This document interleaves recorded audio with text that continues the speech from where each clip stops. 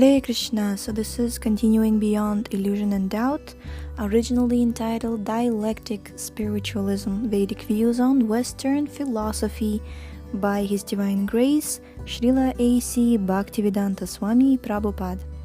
And this is Shravanam Diaries podcast. I'm your host Sulalita Devidasi, and we are reading chapter number 3, Aristotle. Aristotle, 384 to 322 BC, was Plato's leading student and the teacher of Alexander the Great. Although he was one of the most brilliant minds of ancient Greece, pioneering in such fields as astronomy, meteorology, biology, and zoology, Aristotle could still only guess about the nature of God.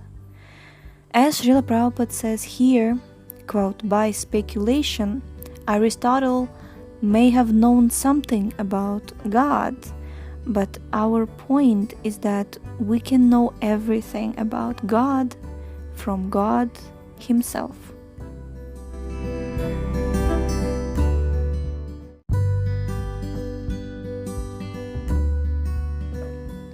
Disciple. Aristotle constructed a system of abstract notions and principles: matter, form, and privation, potency, and act. Such were the principles. The 10 categories, the 4 kinds of causes, and so on, which he tried to show were universal in scope, capable of explicating reality on all levels. He wanted to show how all of reality is thus intelligible. Aristotle thought of the cosmos as a hierarchy. At the bottom is prime or pure matter, which possesses no intelligible essence or form. It is pure potency without actuality. And at the top is God, the unmoved mover of the whole system, who is pure actuality. He is all that he could ever be, in quotes. Sheer form, pure intelligible, intellectual essence with no tinge of matter or potentiality. In between are the changing substances compounded of matter and form, the elements, minerals, plants, animals, humans, and the ethereal intelligences that move the stars. The higher up the scale you go, the more form predominates over matter. In this way, Aristotle rejected the separation between the world of forms and the world of matter that characterized the philosophy of his teacher Plato. Our modern philosopher has observed that Aristotle's conception of God was motivated entirely by dispassionate rational concerns. No extraneous ethical or religious interests influenced his idea, and that this did not go far toward producing an idea of God available for religious purposes. Srila Prabhupada. By speculation, Aristotle may have known something about God, but our point is that we can know everything about God from God Himself. This is not a question of religion, in quotes, religion. It is simply a matter of the best process to know God. When we learn about God from God Himself, then our knowledge is perfect. In the Bhagavad Gita 7.1, Krishna says, Maya sakta manah partha yogam yunjan mad ashrayah asamshayam samagramam yatha gyasyasi tachrinu. Quote, now hear, O son of Pritha, how by practicing yoga in full consciousness of me, with mind attached to me, you can know me in full, free from doubt. Unquote. This is the process of Krishna consciousness. Of course, we may speculate about God, and if we simply think of God, that will help us to some extent. If we simply think of God. If we are in darkness, we may speculate and concoct ideas about the sun. This is one kind of knowledge. But if we actually come to the light, our knowledge is complete. We may contemplate the sun in darkness, but the best process is to come into the sunshine and see for yourself. See for ourselves. Disciple. Aristotle understood substance to be a composite of form and matter. Form is the essence of a substance, that by which it is what it is, its actuality. Matter, for Aristotle, is not a kind of stuff. Rather, it designates the failure of a substance to be fully informed. Okay, let me not just read it mindlessly. Let me just say, form is the essence of substance. Makes sense? That by which it is what it is.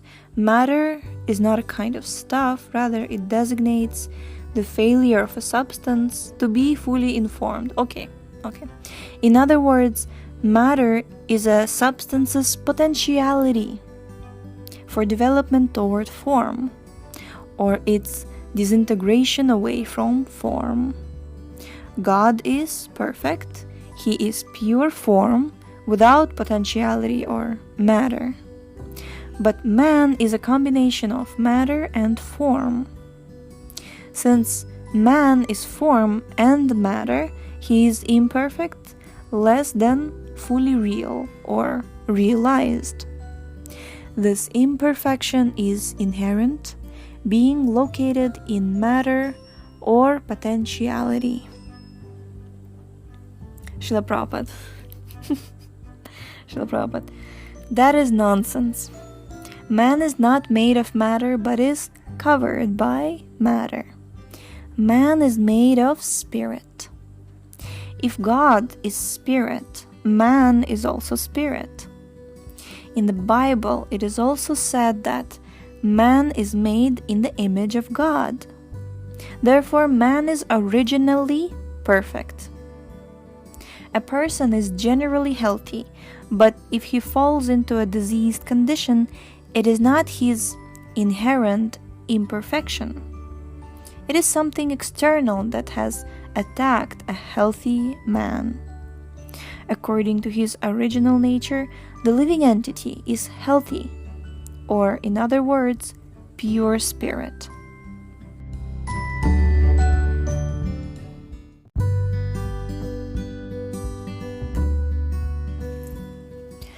Disciple.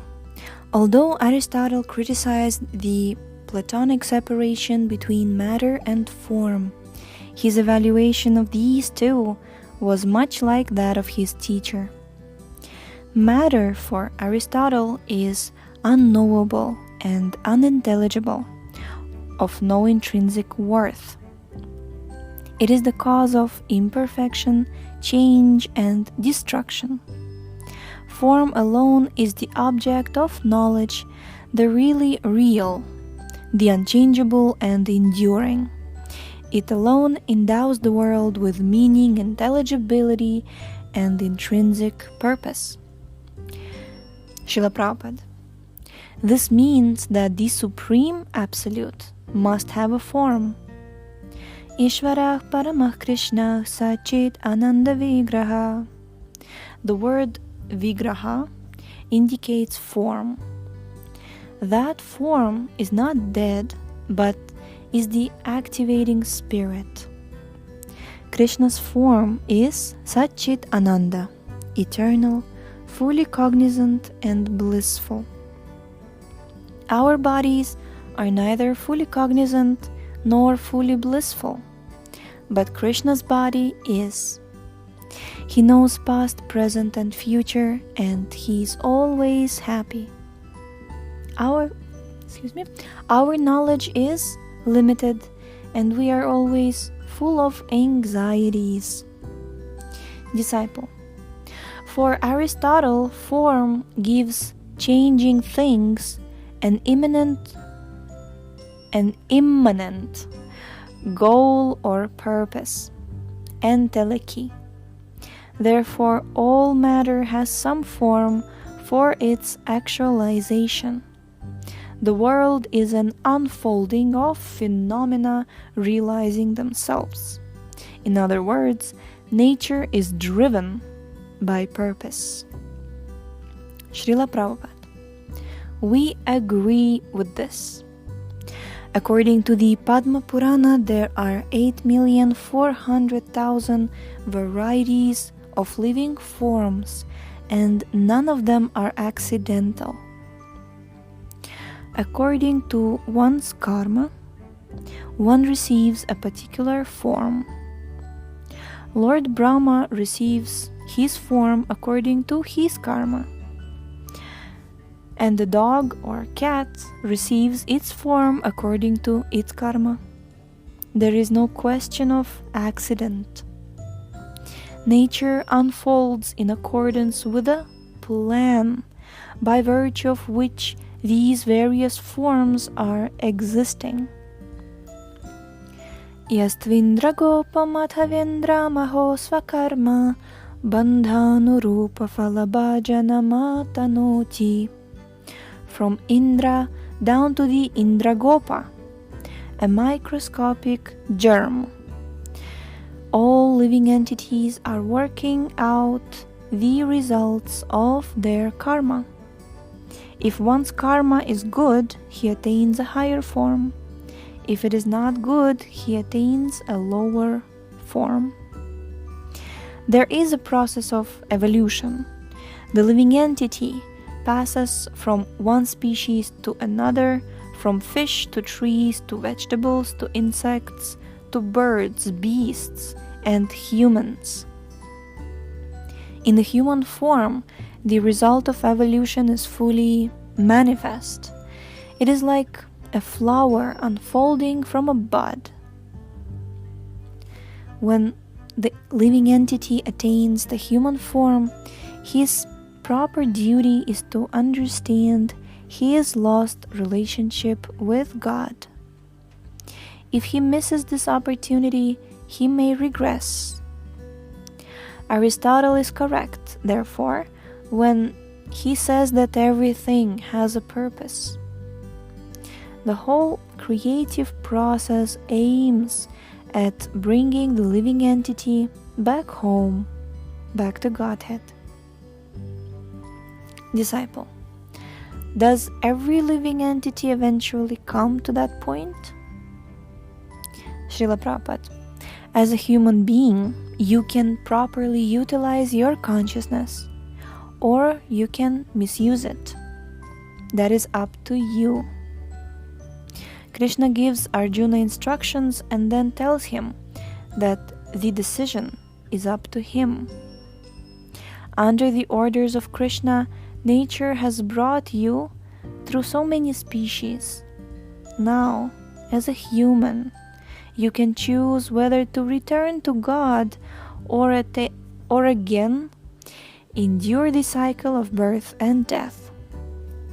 If you are fortunate, you make the proper choice according to the instructions of the spiritual master and Krishna. Then your life is successful. Disciple. Aristotle sees a hierarchy of forms extending from minerals, vegetables, and animals up to human beings and ultimately God, who is pure form and pure act. God is devoid of all potentiality or materiality. Srila Prabhupada. Of course, there is a hierarchy, and the individual soul transmigrates from one form to another. That is a fact. But who is to say that the next form you attain is closer to perfection? If you have a human form this life, there is no guarantee that you will get a higher form in next. You accept another form just as you accept another suit of clothes. These clothes may be valuable or of no value whatsoever.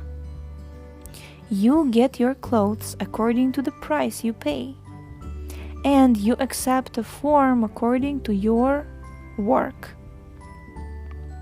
Similarly, you bring about your own form, and you enjoy or suffer according to your work. In any case, a material form is never perfect, because it undergoes 6 changes. It is born, it grows, it stays for a while, it leaves some byproducts, it dwindles, and then it vanishes. When your form vanishes, you have to take on another form, which also undergoes the same processes. When a form vanishes, it decomposes, and its various elements return to nature. Water returns to water, earth returns to earth, air returns to air, and so forth. Disciple. Aristotle's God is the unmoved mover. He is perfect, and he wants nothing. He does not have to actualize himself because he is completely actualized. Srila Prabhupada. We also agree that God is all perfect. Parashara Muni defines God as the totality of wisdom, strength, wealth, fame, beauty, and renunciation. Krishna possesses all these qualities in full, and when he was present, everyone could see that he was all perfect. One who is perfect can rule others, and we accept the leadership of a person according to his degree of perfection. Wow, this is true. If one is somewhat wise, beautiful, wealthy, and so forth, why should we accept him as a leader? If one is not somewhat wise, beautiful, wealthy, and so forth, why should we accept him as a leader? And one who is supremely perfect in all these qualities is the supreme leader. That is natural. Since Krishna is supremely perfect, we should accept him as our leader. Disciple. God is pure form or actuality without matter or potentiality. But for Aristotle, form without matter means thought. Therefore, he considered God to be entirely mind or intellect, nous, and the divine life to be the life of the mind. God's perfection requires this. Srila Prabhupada. When he said that God is mind, what did he mean? Did he have some conception of God's personality? God must be a person, otherwise, how could he think? What do you think? How could he think? We will read this tomorrow. Jai, thank you so much for tuning in today. The link to this book is in the description, and we shall see you next time. Hare Krishna.